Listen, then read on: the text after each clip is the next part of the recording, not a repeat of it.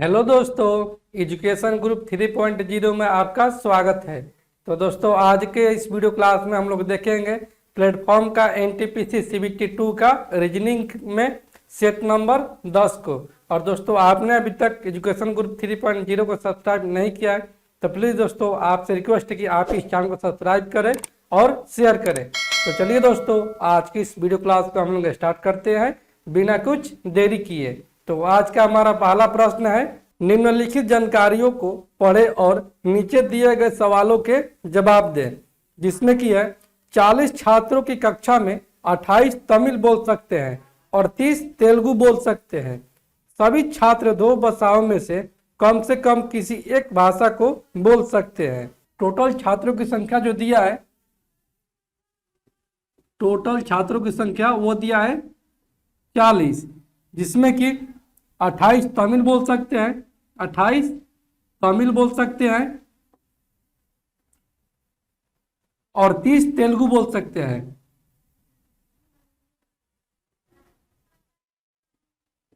ठीक है, तो दोस्तों अगर इसको हम दोनों को जोड़ते हैं तो दोनों को जोड़ने पर हमको प्राप्त होता है ये 8 और 3 और 2 5, यानी कि टोटल 58 व्यक्ति जो है वो तमिल और तेलुगु बोल सकते हैं। यहाँ से आ गया 58, यानी कि 58 दोस्तों कैसे हुआ, और यहाँ पर टोटल विद्यार्थी की संख्या वो है 40, यानी कि कहीं ना कहीं दोनों भाषाओं के बोलने वालों को भी यहाँ से ऐड कर दिया गया है। तो दोस्तों कितना ऐड किया गया है, दोनों भाषाओं के बोलने वाले यहाँ से निकाल लेंगे। दोनों भाषा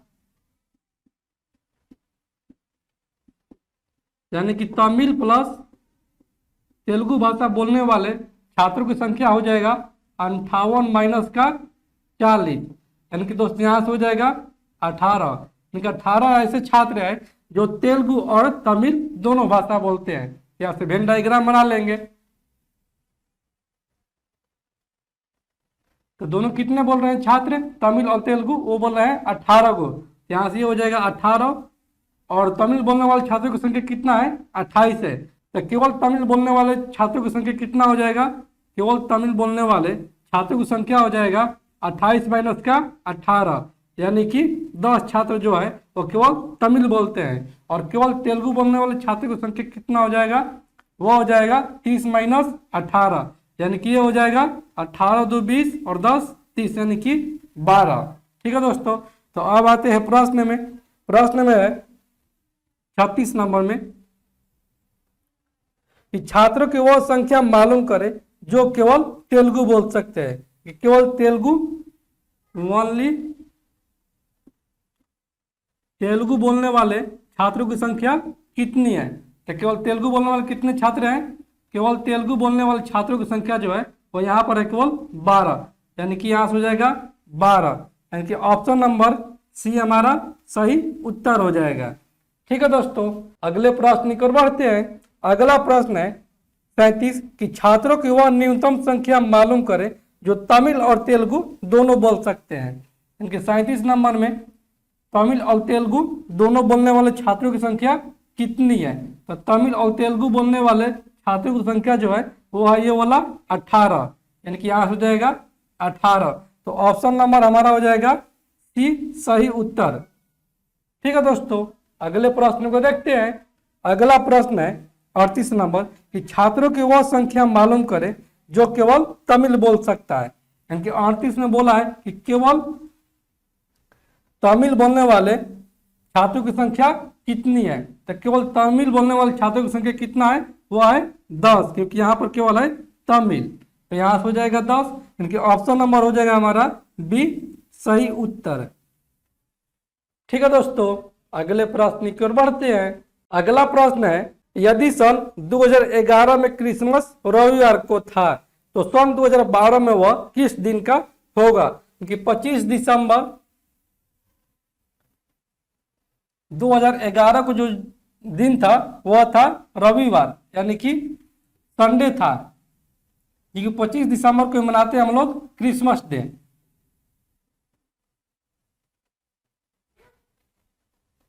ठीक है, तो हमसे पूछा गया है कि सन 2012 में वह किस दिन होगा, यानी कि 25 दिसंबर 2012 को कौन सा दिन होगा। तो दोस्तों यहाँ से ये जनरल ईयर और यहाँ पर 2012 लीप ईयर। तो दोस्तों ये जनरल ईयर से जब लीप ईयर जाएगा यहाँ से बढ़ेगा 2 दिन, क्योंकि यहाँ पर दिया है 25 दिसंबर 2011 को संडे था, तो 25 दिसंबर 2012 को जो दिन हो जाएगा वो हो जाएगा 2 दिन एक्स्ट्रा बढ़कर, क्योंकि संडे में अगर 2 दिन जोड़ेंगे ये हो जाएगा सोमवार मंगल, यानी कि 25 दिसंबर 2012 को जो दिन होगा वो हो जाएगा मंगलवार। इसलिए ऑप्शन हम लोग बी को टिक करेंगे। अगले प्रश्न की ओर बढ़ते हैं। अगला प्रश्न है वक्तव्य 1 और 2 को पढ़े और निष्कर्ष 3 और 4 भी पढ़े जिन्हें वक्तव्य से विस्तृत किया गया है। ये वक्तव्य 1 में कहा है कि कुछ पक्षी गधे हैं। कुछ पक्षी जो हैं, कुछ पक्षी वो गधे हैं और सभी गधे बेवकूफ हैं, कि सभी गधे जो हैं वो बेवकूफ हैं। यहां से निष्कर्ष में दिया है सभी पक्षी बेवकूफ है, तो सभी पक्षी बेवकूफ है नहीं, क्योंकि कुछ पक्षी बेवकूफ है, कि इसका कुछ ही अंश इसमें काट रहा है, तो हमारा निष्कर्ष 3 नंबर गलत हो गया। निष्कर्ष चौथा में है कुछ पक्षी बेवकूफ है, कुछ पक्षी जो है वो बेवकूफ है, ये काट रहा है थोड़ा सा, यानी कि निष्कर्ष हमारा चौथा सही है। इनके ऑप्शन नंबर हमारा हो जाएगा बी सही उत्तर, केवल 4 सही है। ठीक है दोस्तों, अगले प्रश्न की ओर बढ़ते हैं। अगला प्रश्न है निम्नलिखित शब्दों को अंग्रेजी वर्णमाला के क्रम में रखें और तीसरा शब्द मालूम करें। यहां से दिया है सिंगर, उसके बाद दिया है सिंगल, उसके बाद दिया है सिनिस्टर,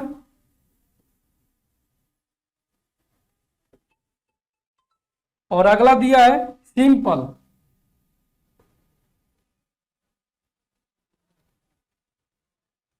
इसमें पूछा है कि अंग्रेजी वर्णमाला के क्रम में रखने पर तीसरा शब्द कौन सा मालूम होगा, यानी कि अंग्रेजी वर्णमाला ए उसके बाद बी उसके बाद सी, ऐसे रखने पर कौन सा तीसरा स्थान पर आएगा।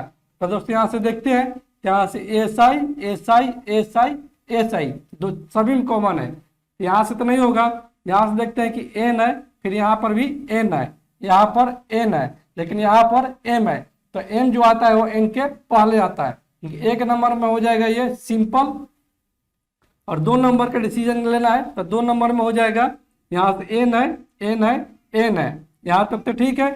यहाँ पर है जी है, फिर यहाँ पर जी है, लेकिन यहाँ पर आई है, तो दोस्तों पहले आई से पहले जी आता है, यानी कि ये तो हमारा अभी नहीं होगा, इसमें से कौन 2 नंबर पर होगा।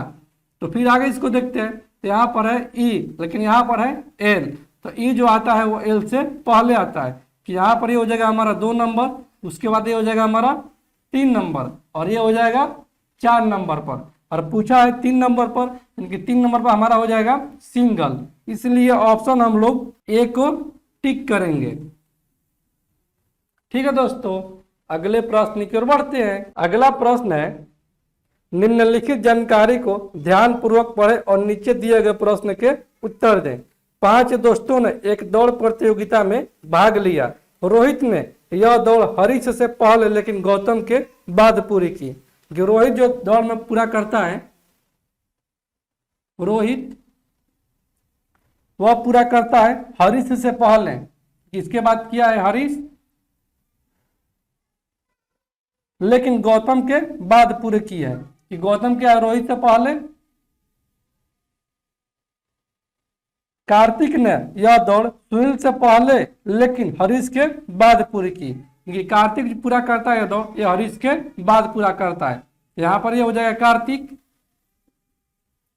और इसके बाद कौन करता है, इसके बाद ये करता है सुनील, क्योंकि कार्तिक जो है वो सुनील से पहले करता है। यहाँ पर हो जाएगा सुनील।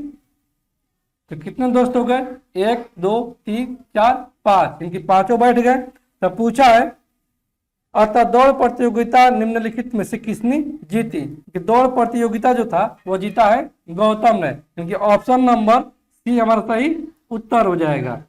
ठीक है दोस्तों, अगले प्रश्न की ओर बढ़ते हैं। अगला प्रश्न है इनमें से जो भिन्न है उसे मालूम करें। क्योंकि कोई संख्या दिया है यहाँ से संख्या दिया है 1, 8, 27, 36, 125, 216। तो दोस्तों यहाँ से देखते हैं तो ये 1 का क्यूब ये हो जाएगा, 2 का क्यूब ये 3 का क्यूब, लेकिन ये 6 का स्क्वायर, ये 5 का क्यूब, ये 6 का क्यूब, यानी कि सब है क्यूब, लेकिन यहाँ पर है जो 36 वो है केवल 6 का स्क्वायर है, कि हमारा भिन्न हो जाएगा 36। इसलिए ऑप्शन हम लोग सी को टिक करेंगे। ठीक है दोस्तों, अगले प्रश्न की ओर बढ़ते हैं। अगला प्रश्न है, एक लड़की की ओर इशारा करते हुए राजीव ने कहा यह मेरी बहन के, यानी कि राजीव की बहन के, यहाँ पर राजीव हो जाएगा और राजीव की ये बहन होगी। राजीव के बहन यानी कि यह मेरी बहन के भाई के, कि राजीव के भाई के पिता की, क्योंकि पिता की तो राजीव की ये पिता भी हो जाएंगे, एकमात्र पुत्री है, यानी कि वह यह लड़की है। यदि ऐसा है तो उस लड़की का राजीव से क्या संबंध है?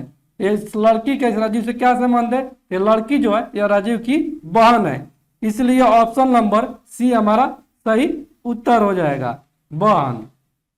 ठीक है दोस्तों, अगले प्रश्न की ओर बढ़ते हैं। अगला प्रश्न है, यदि एक्स वाई की बहन है, जेड वाई की माँ है, डब्लू जेड के पिता है और भी जेड का पति है, तो भी की बहन वाई की क्या लगती है? एक्स जो है वो वाई की बहन है, तो एक्स हो गई वाई की बहन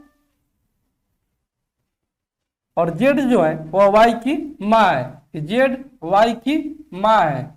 तो जब जेड जो है वो वाई की माँ है तो एक्स की भी माँ हो जाएगी। आगे फिर है कि वो डब्लू जो है वो जेड के पिता है, डब्लू जो है वो जेड के पिता है, तो ये हो जाएंगे इसके लिए नाना, लेकिन इसके लिए हो जाएंगे पिता, इसके लिए हो जाएंगे पिता और इन सभी के लिए हो जाएंगे ये नाना। भी जेड का पति है, कि भी जो है वो जेड का पति है, कि ये पति है, तो एक्स और वाई के लिए हो जाएगा पिता भी, ठीक है, और जेड माँ हो गई और डब्लू हो गया नाना। तो पूछा है कि भी की बहन वाई की क्या लगती है? कि भी की बहन, तो भी की बहन कौन हो जाएगी? इनकी एक भी की कोई बहन है तो ये हो जाएगी एक्स का बुआ और वाई का भी बुआ। वही पूछा है कि वाई की क्या लगेगी, तो वाई की जो लगेगी भी की बहन वो लग जाएंगी बुआ, यानी कि ऑप्शन नंबर सी हमारा सही उत्तर हो जाएगा। ठीक है दोस्तों, अगले प्रश्न की ओर बढ़ते हैं। अगला प्रश्न है, चिन्ह के बाईं ओर के दो शब्द एक खास तरीके से जुड़े हैं, वही रिश्ता चिन्ह के दाईं ओर के शब्दों की दूसरी जोड़ी के लिए भी है, क्योंकि पूर्व उत्तर पश्चिम हो जाता है तो उत्तर क्या हो जाएगा? तो दोस्तों यहाँ से पहले हम लोग डायरेक्शन बना लेंगे, यानी कि ये हो जाएगा हमारा डायरेक्शन, ये ईस्ट हो गया इनकी पूर्व, ये पश्चिम, ये उत्तर और ये दक्षिण। तो प्रश्न में दिए गए पूर्व जो है वो उत्तर पश्चिम बन जा रहा है, इन सभी का डायरेक्शन बनाना पड़ेगा। ये हो जाएगा उत्तर पूर्व और ये हो जाएगा दक्षिण पूर्व और ये हो जाएगा दक्षिण पश्चिम और ये पश्चिम उत्तर हो गया। ठीक है, तो बोल रहा है प्रश्न में कि पूर्व जो है वो उत्तर पश्चिम बन जा रहा है, कि ये पूर्व जो है वो आ जा रहा है यहाँ पर ये ईस्ट हो जाएगा, ये हो जाएगा यहाँ पर ये वेस्ट। ठीक है, तो दोस्तों पूछा है कि उत्तर क्या बन जाएगा, तो उत्तर क्या बन जाएगा दोस्तों, जब यह उत्तर यहाँ पर है और यहाँ पर है ये पूर्व है, तो पूर्व बन जा रहा है ये 180 डिग्री, क्योंकि 180 डिग्री प्लस का 45 डिग्री, तो ये घूम जा रहा है टोटल क्लॉकवाइज का ये घूम रहा है 180 डिग्री प्लस का 45 डिग्री, इनकी ये घूम जा रहा है 5, 8, 4, 12 को 2, इनके 225 डिग्री घूम जा रहा है क्लॉकवाइज। तो यही पूछा कि उत्तर क्या बन जाएगा, तो उत्तर को भी घुमा देंगे 225 डिग्री, उत्तर भी हो जाएगा, उत्तर हो जाएगा ये 180 डिग्री प्लस का 45 डिग्री, ये सामने वाला हो गया हमारा 180 डिग्री और ये हो गया 45 डिग्री, यानी कि उत्तर हो जाएगा हमारा दक्षिण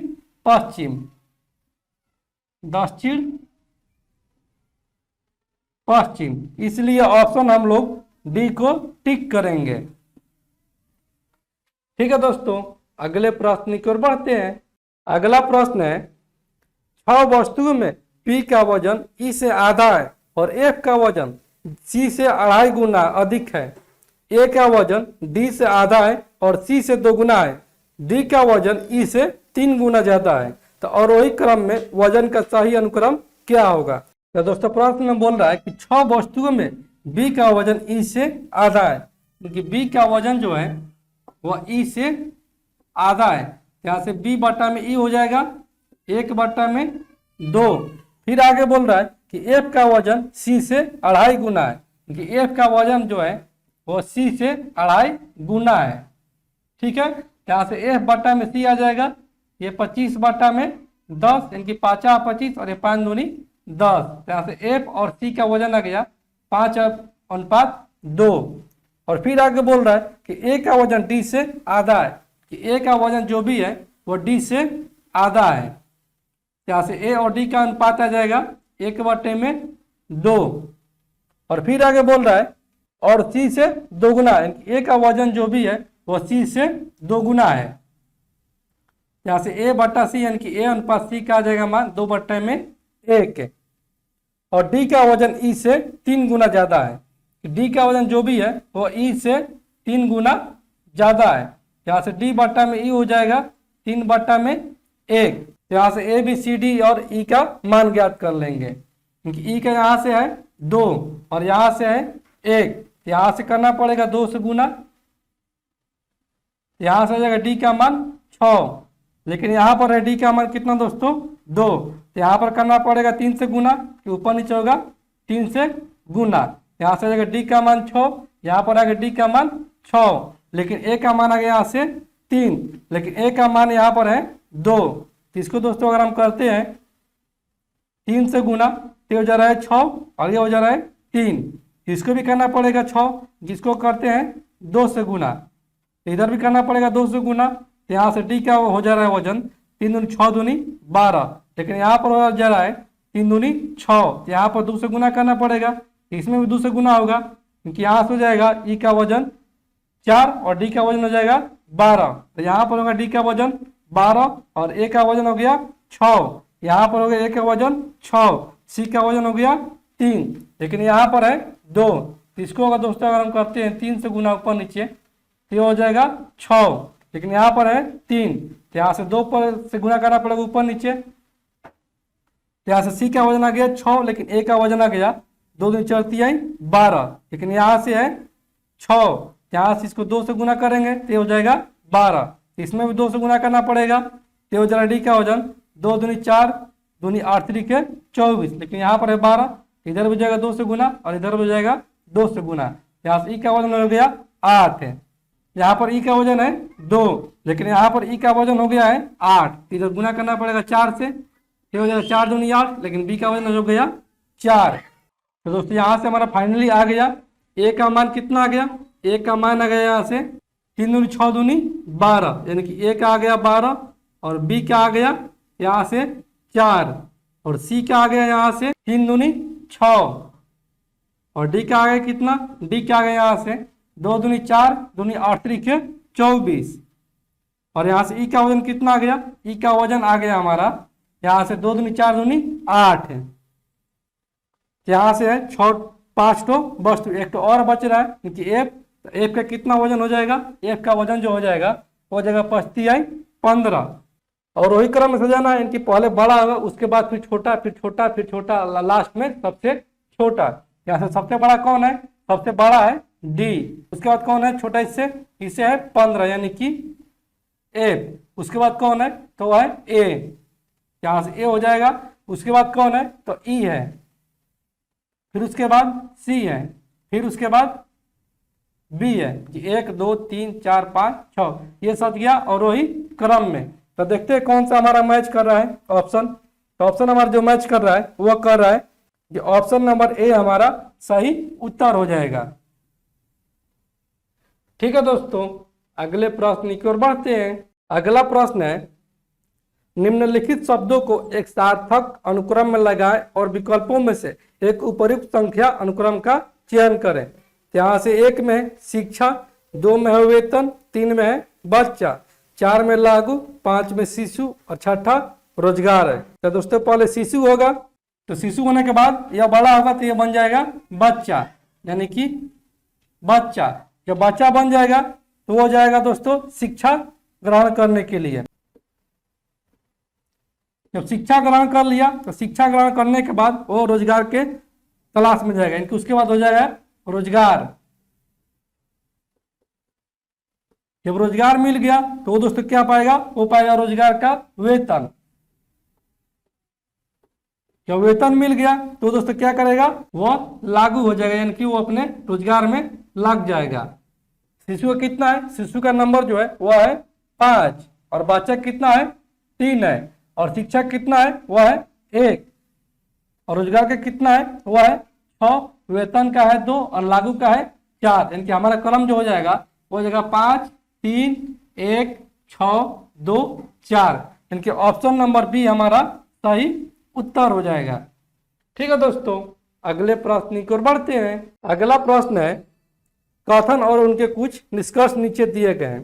कथन में चांद पर कदम रखने के बाद नील आर्मस्ट्रांग ने एक आदमी के लिए यह एक छोटा कदम है, परंतु मानव जाति के लिए यह एक विशाल छलांग है, यह कहा था कथन में। और निष्कर्ष 1 में कि नील आर्मस्ट्रांग ने खुद को मानव जाति बताया, ये बिल्कुल सही है।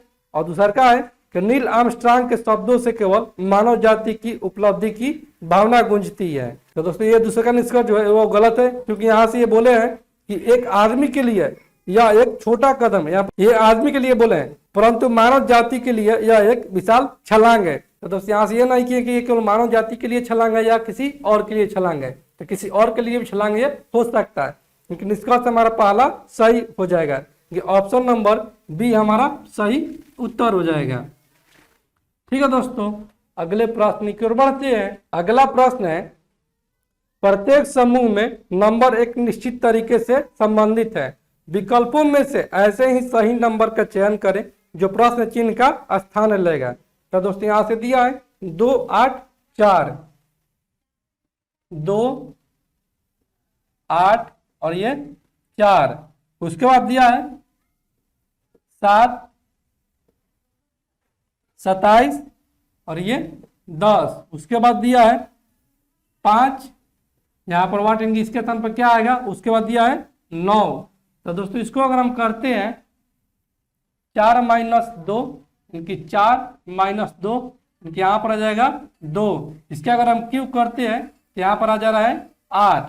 ठीक उसी प्रकार दोस्तों अगर हम इसको करते हैं 10 - 7, 10 - 7 ये हो जाएगा 3। तो 3 का क्यूब करेंगे तो हो जाएगा 9 या 27। और ये दोस्तों अगर करते हैं इसको हम 9 में से 5, यानी कि 9 और 5 का अंतर करते हैं तो हो जा रहा है 4। और 4 का क्यूब अगर करते हैं तो हो जाएगा 4 चौके 16 चौके 64, इनकी यहाँ पर जो आएगा वो हो जाएगा 64। इसलिए ऑप्शन हम लोग ए को टिक करेंगे।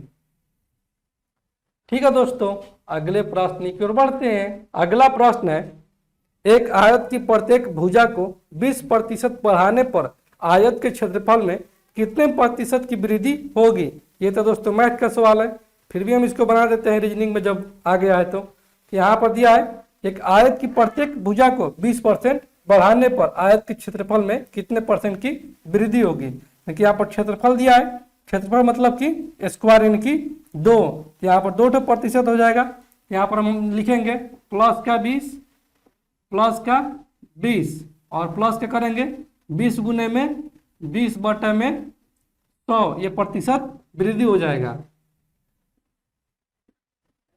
यहाँ से हो जाएगा 2 से 2 कैंसिल आउट और ये 20 है 20 40 और प्लस का ये 2 दूनी 4, यानी कि 44% की वृद्धि हो जाएगा। अगर दोस्तों आपको ऐसे समझ में नहीं आता है तो इसको हम बनाते हैं बेसिक मेथड से। यानी कि यहाँ से दिया कि एक आयत की प्रत्येक भुजा को 20% बढ़ाने पर, तो दोस्तों मान लेते हैं कि यहाँ से 20% बढ़ा रहा है, यानी कि यहाँ से 20% को तोड़ लेते हैं तो हो जा रहा है 20 × 5 = 100।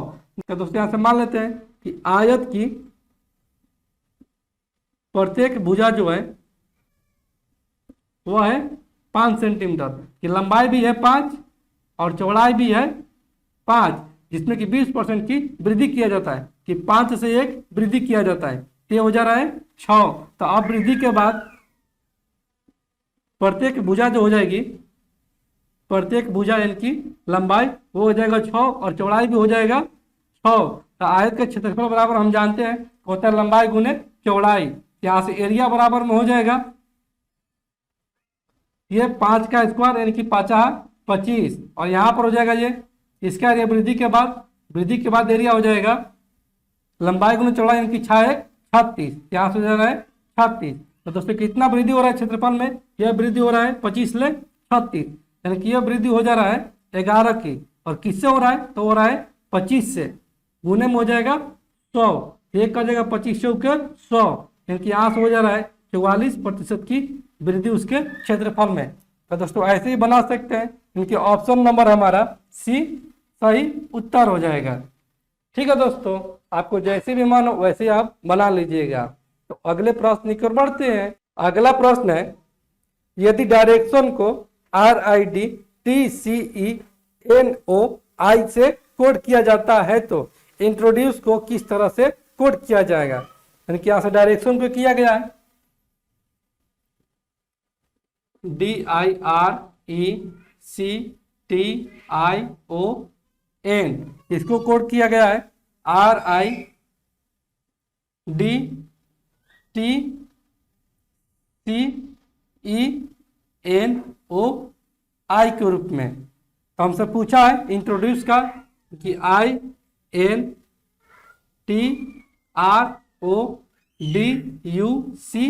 का पूछा है। तो दोस्तों अगर हम यहाँ पर देखते हैं तो 3-3 का पेयर बनाकर किया है, ये किया है यहाँ पर, इसको यहाँ पर और इसको यहाँ पर, और इसको किया है यहाँ पर, इसको यहाँ पर और इसको यहाँ पर, यानी कि 3-3 का पेयर बनाकर जिग जैग किया है। यहाँ से हो जाएगा 3-3 का पेयर बनाकर हम भी कर देंगे, ये हो जाएगा जिग जैग, यानी कि हो जाएगा TNI, फिर हो जाएगा DOR, फिर हो जाएगा ECU। इंट्रोड्यूस का हमारा कोड आ जाएगा TNIDORECU। ऑप्शन नंबर हमारा हो जाएगा बी, इसलिए ऑप्शन बी को हम लोग टिक करेंगे। ठीक है दोस्तों, अगले प्रश्न की ओर बढ़ते हैं। अगला प्रश्न है, लीना उत्तर की ओर खड़ी है और दाईं ओर मुड़कर वो 25 मीटर चलती है।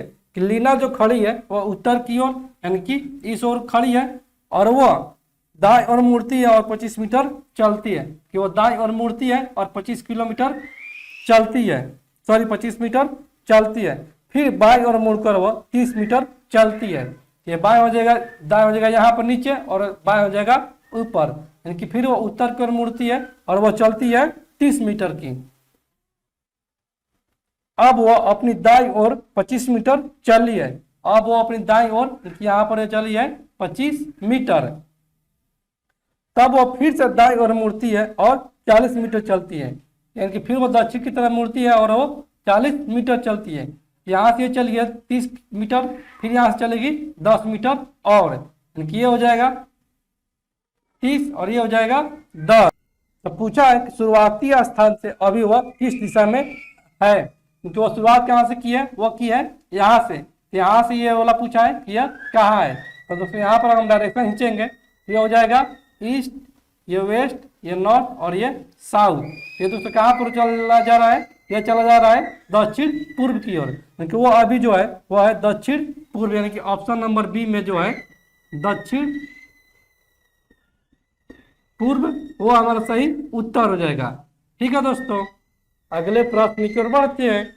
अगला प्रश्न है कि एक तस्वीर की तरफ इशारा करती हुई लता कहती है वह मेरे दादा के एकमात्र पुत्र का पुत्र है। तो दोस्तों मान लीजिए होगी लता, लता के दादा, यानी कि यहाँ पर होंगे पिता और यहाँ पर होंगे दादा, कि वह मेरे दादा के एकमात्र पुत्र, यानी कि पिता, एकमात्र पुत्र कौन हो जाएंगे, लता के पिता हो जाएंगे, और इनके पुत्र का पुत्र है, यानी कि ये जो व्यक्ति कोई हो जाएगा वह हो जाएगा पुत्र। तो तस्वीर वाले व्यक्ति का लता से क्या संबंध है, यानी कि ये तस्वीर है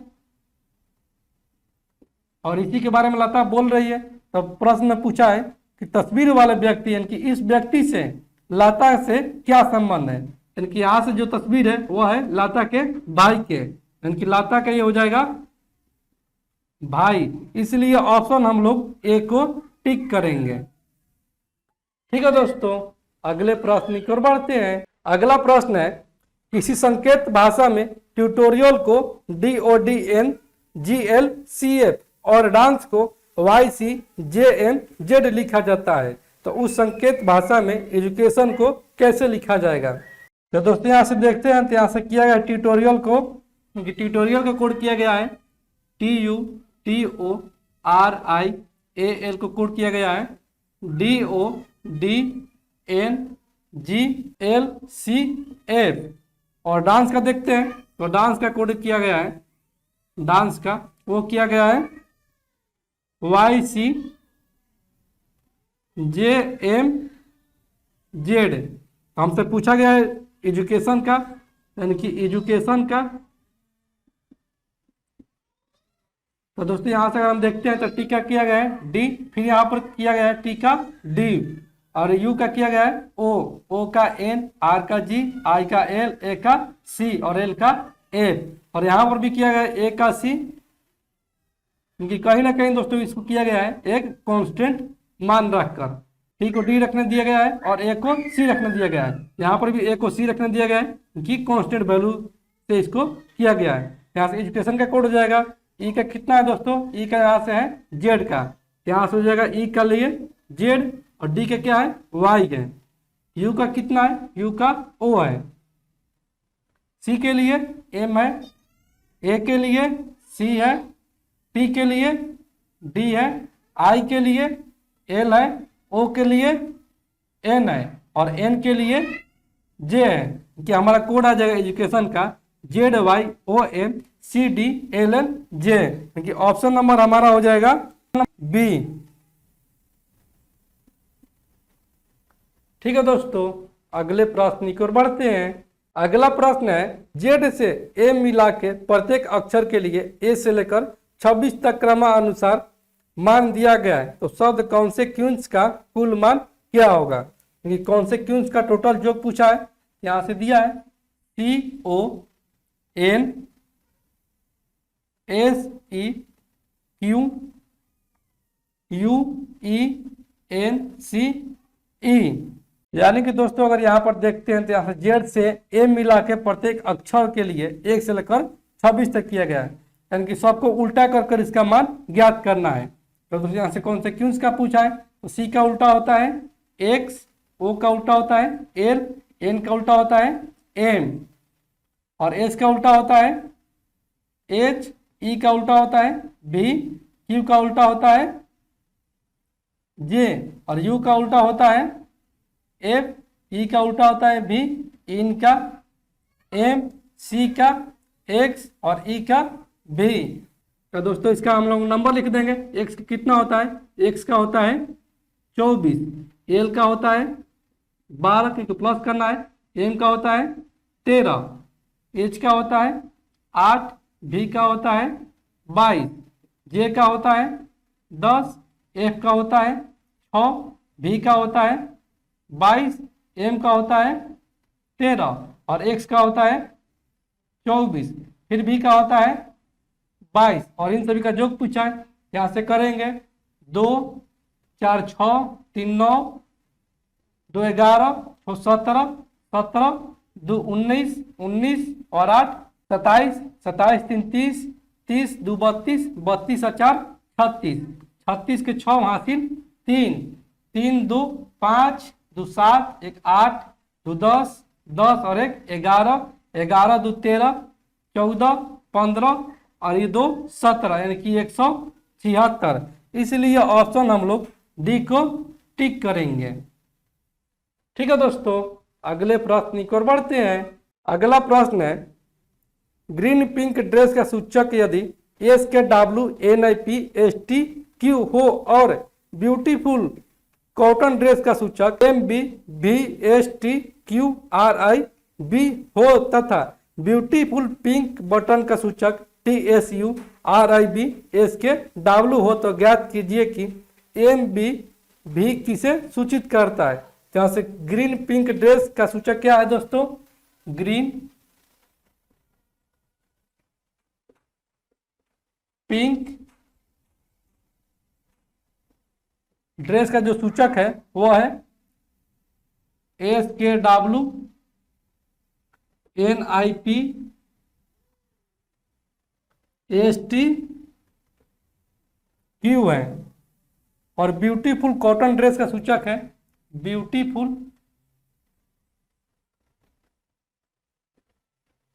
कॉटन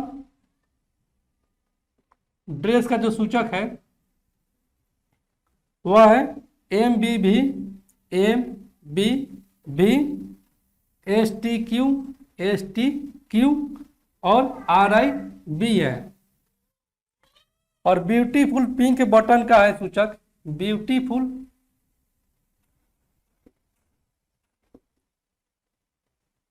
पिंक बटन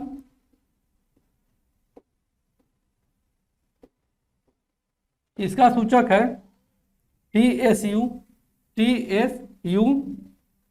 RIB और SKW। तो दोस्तों यहाँ से अगर हम देखते हैं तो यहाँ से है ब्यूटीफुल और यहाँ पर भी है ब्यूटीफुल, कि कहीं ना कहीं इसका कोड भी होगा कॉमन। तो इन दोनों में कोड देखते हैं कि इन दोनों में कोड जो है वो है RIB, ये हो जाएगा RIB, ये हो जाएगा ब्यूटीफुल के लिए कोड है।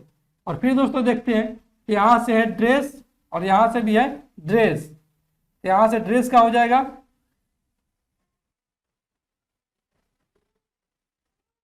ये ड्रेस के कोड इन दोनों में कौन सा कॉमन हो जाएगा? ये हो जाएगा STQ, यानी STQ हो गया हमारा ड्रेस का कोड। और पूछा है किसका कोड? पूछा है MBV।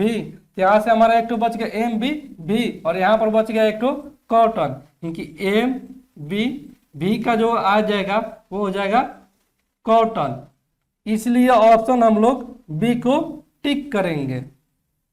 ठीक है दोस्तों, अगले प्रश्न की ओर बढ़ते हैं।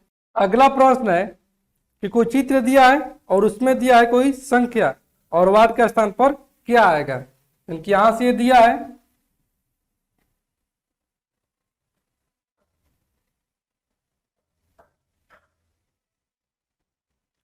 और यहां पर यह दिया है 5, ये 3, 4 और ये 2 और यहां पर दिया है 8। ठीक इसी प्रकार एक 2 और भी दिया है, यहां पर दिया है 8, 6, 4, 5 और तीसरा में दिया है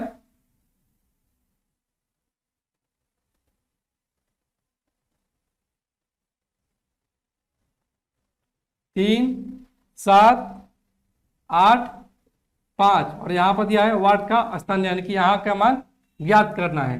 तो दोस्तों अगर हम इसको करते हैं ये तिरछा तिरछे गुना और इसको भी गुना, यानी कि 5 गुने में 4 और इसको करते हैं 3 गुने में 2, तो ये हो जाएगा ये 5 के 20 और ये 3 दूनी 6। ठीक है, और इन दोनों को अगर हम जोड़ते हैं यहाँ से हो जाएगा 26। ठीक है, यहाँ पर 8 लाना है, यानी अगर इसका हम जोग करते हैं इसका हो जाएगा जो 8। ठीक है, दूसरे को देख लेते हैं कि दूसरे में क्या है। यहाँ पर दोस्तों एक तो छूट गया, यहाँ पर है 8। ठीक है, तो यहाँ पर अगर करते हैं हम लोग 8 गुने में 4,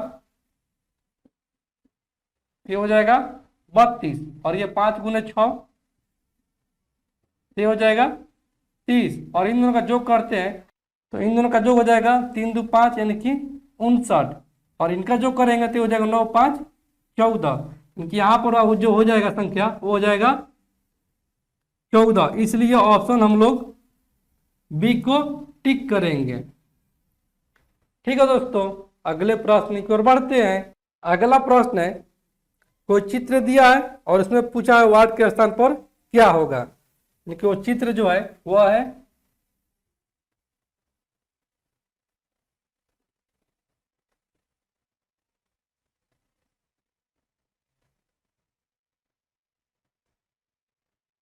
यहाँ पर दिया है 45, फिर यहाँ पर दिया है 29, यहाँ पर दिया है 21, यहाँ पर 17 और यहाँ पर है 15। तो यहाँ पर का मान पूछा है।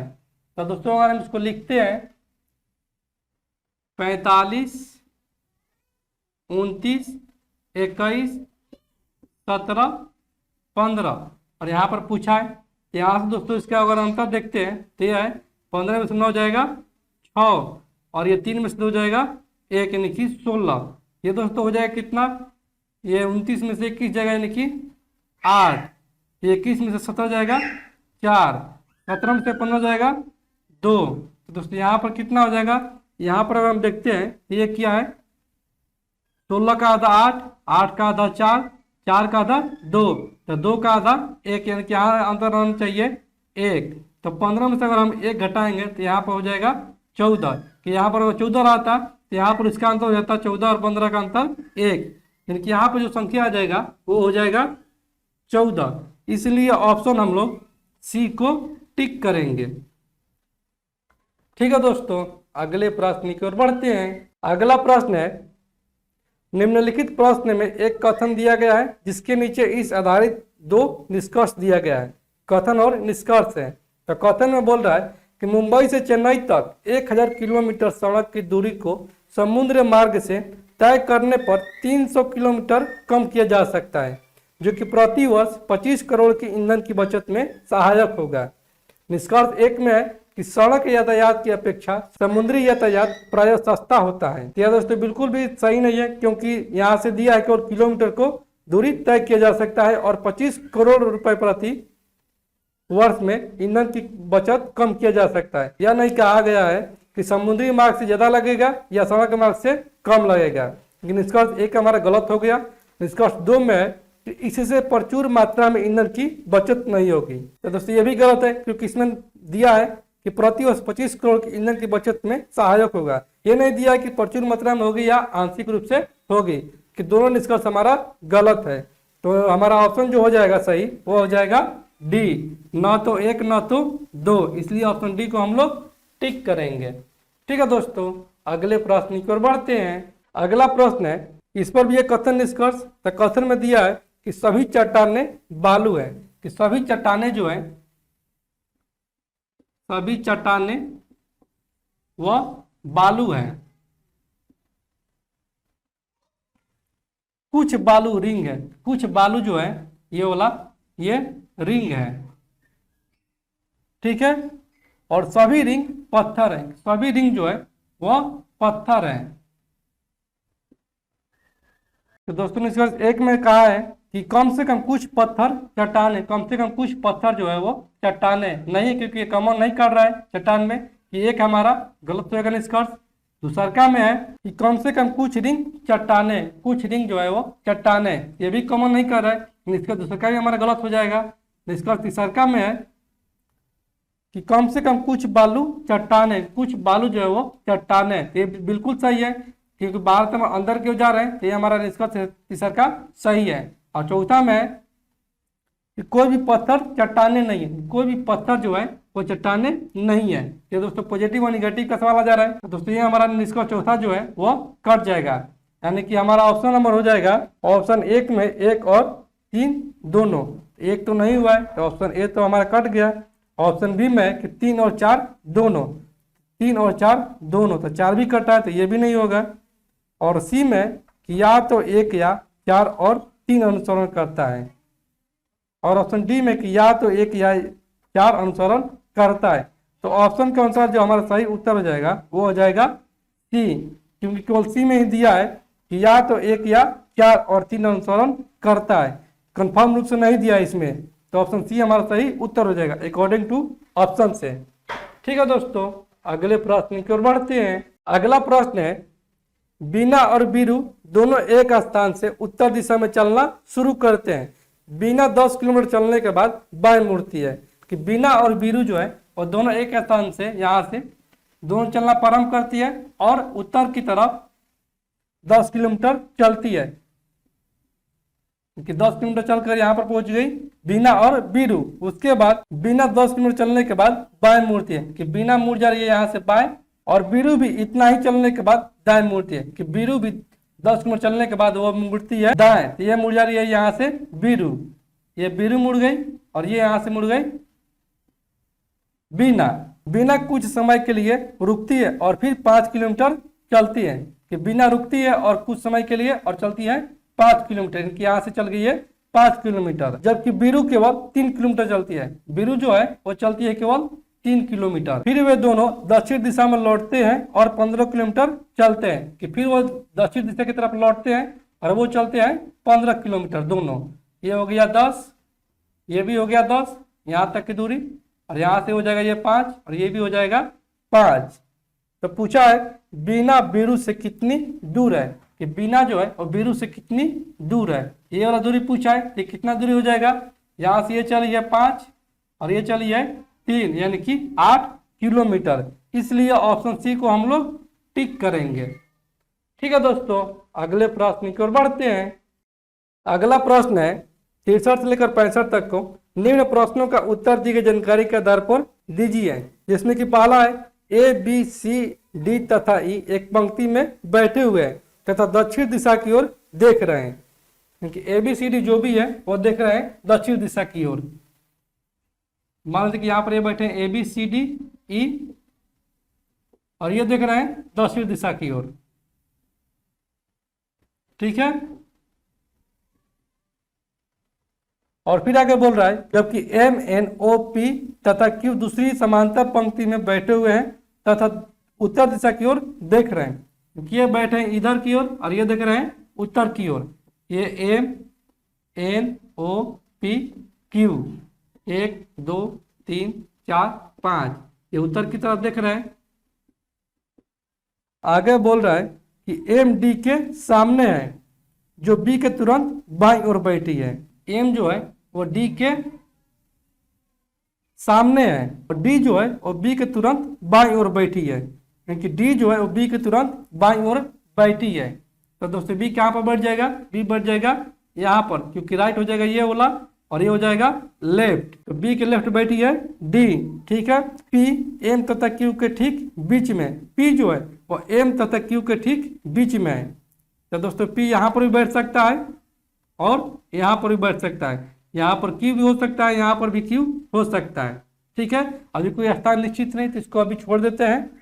आगे है कि बी के ठीक सामने ओ है, कि बी के ठीक सामने ओ है, क्योंकि यहाँ पर है ओ, तो यहाँ पर भैया पी तुम हट जाओ, यहाँ पर बैठने दो ओ को, यहाँ पर बैठ गया ओ और यहाँ पर बैठ गया पी और क्यू, और क्यू के ठीक सामने ए है, क्यू के ठीक सामने ए है, तो इसके सामने जो है वो ए बैठ गया है। तुम भी भैया बैठ जाओ यहाँ पर, ये भी हो गया। फिर आगे है कि क्यू तथा सी एक दूसरे के विकर्णता है, तो क्यू तथा सी एक दूसरे के विकर्णता है, इसके विकर्णता की सी कहाँ बैठ जाएगा, वो बैठ जाएगा यहाँ पर, क्योंकि यहाँ पर बैठ गया सी। तो बोला है कि एन के ठीक सामने कौन है, तो दोस्तों यहाँ पर देखते हैं, यहाँ पर बैठ गया सी बी डी ए, लेकिन यहाँ पर भी कौन नहीं बैठा है, तो वो नहीं बैठा है ई, यहाँ पर बैठा देंगे इसका ई, क्योंकि इसका स्थान खाली है। और यहाँ पर बैठ गया है एम ओ पी क्यू, यानी कौन नहीं बैठा है, तो वो नहीं बैठा है एन, तो यहाँ पर एन बैठ जाएगा। तो पूछा है हमसे सवाल कि एन के ठीक सामने कौन है, तो एन के ठीक सामने कौन है भैया, तो वो है सी, इसलिए ऑप्शन हम लोग बी को टिक करेंगे। ठीक है दोस्तों, अगले प्रश्न को देखते हैं। अगला प्रश्न है कि ई के तुरंत बाय कौन बैठा है, कि ई के तुरंत बाय कौन बैठा है, तो ई का तो ये हो गया राइट, ये हो गया लेफ्ट, तो ई के तुरंत बाएं बैठा है ए। तो दोस्तों ऑप्शन नंबर हमारा हो जाएगा ए सही उत्तर। ठीक है दोस्तों, ये 63 का हो गया, ये हो गया 64 का, ये हो जाएगा हमारा सी और ये हो जाएगा ए। ठीक है, और 65 में बोल रहा है कि ओ तथा पी के ठीक बीच में कौन बैठा है, ओ तथा पी के ठीक बीच में कौन बैठा है, तो वो बैठा है एम।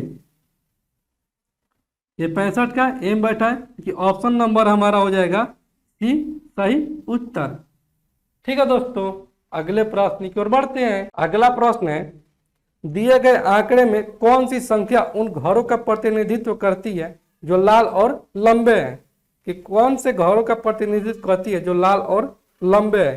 तो घर कौन सा है, घर है आयत, और लाल और लंबा को चूज करना है। तो दोस्तों यहाँ से अगर हम देखते हैं, पहले इसका फिगर बना लेते हैं। फिगर जो दिया है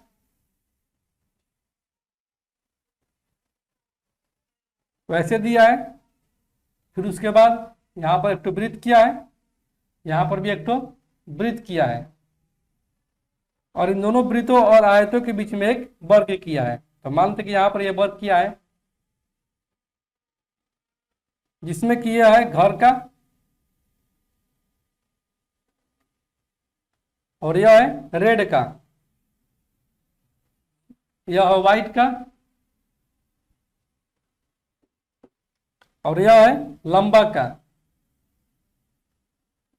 और संख्या दिया है 3, यहां से ये दिया है 5, ये 4, ये 2, 1, 7, 6, 9, 10 और 11 दिया है। तो हमसे पूछा गया है कौन सी संख्या उन घरों को यानी कि उन आयत को और लाल और लंबे को इनकी वृत्त और वर्ग को तीनों को दर्शाता है।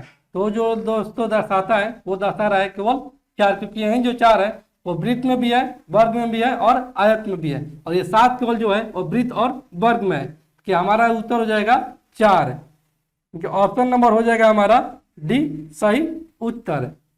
ठीक है दोस्तों, अगले प्रश्न की ओर बढ़ते हैं। अगला प्रश्न है यदि ए का अर्थ प्लस, बी का अर्थ माइनस, सी का अर्थ गुना और डी का अर्थ भाग है तो निम्न में से कौन सा सही है। तो यहाँ पर दिया है 9C, क्योंकि ऑप्शन ए को अगर हम देखते हैं तो ऑप्शन ए में 9C, तो सी का अर्थ क्या है गुना, यानी गुने में हो जाएगा 9, फिर बी, तो बी का अर्थ है माइनस, क्योंकि माइनस का हो जाएगा 9, फिर है डी, तो डी का अर्थ है भागा, कि भागा में हो जाएगा। उसके बाद है ए, यानी कि ऑप्शन नंबर ए तो हमारा नहीं होगा क्योंकि कोई संख्या नहीं दिया है। यहाँ पर ऑप्शन तो हमारा कट गया। ऑप्शन बी में है 8, बी का अर्थ है माइनस, यानी कि 6, फिर डी ए दिया है, ये भी कट जाएगा। ऑप्शन बी भी हमारा कोई संख्या नहीं दिया है। और ऑप्शन सी में जो है, ऑप्शन सी में कि 8 है, 8 बी, 8 सी, 8, यानी कि 8 ए का अर्थ है प्लस, 8 बी का अर्थ है माइनस, कि माइनस का 8, और सी का अर्थ है गुना, यानी कि गुने का 8, बराबर में आना चाहिए 48। तो दोस्तों ये हो जाएगा 8 8 64, और ये हो जाएगा 8 8 16, कि 16 माइनस का 64। तो दोस्तों ये 14 में से 6 जाएगा 8, और ये 5 में से 1 जाएगा 4, यानी कि माइनस का 48, कि ऑप्शन नंबर सी हमारा सही उत्तर हो जाएगा।